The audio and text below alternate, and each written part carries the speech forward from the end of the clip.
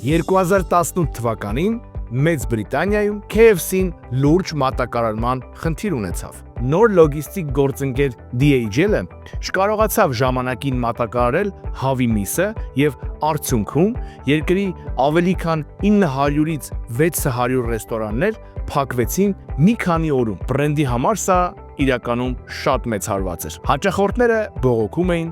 մեդիան ծաղրում էր, գրելով Chicken restaurants without chicken, իսկ մրցակիցները օգտվում էին իրավիճակից։ Ինչպես արձագանքեց KFC-ն։ Լռելու կամ պաշտպանվելու փոխարեն KFC-ն ընտրեց հումորային եւ անկեղծ մոտեցում։ Նրանք ստեղծեցին գովազդային հոլովակ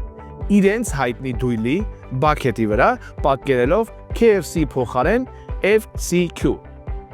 Էլի հոլովակը ուղեկցվում էր հետևյալ հաղորդագրությամբ. Ներողություն ենք խնդրում, մենք թերացել ենք։ Թվում է թե հավի միս ձեռք բերելը պարզ բան է, բայց մենք ձախողվեցինք։ Շուտով ամեն բան կընթանա իր նախկին հունով։ Հոլովակը միանգամից մեծ տարածում գտավ։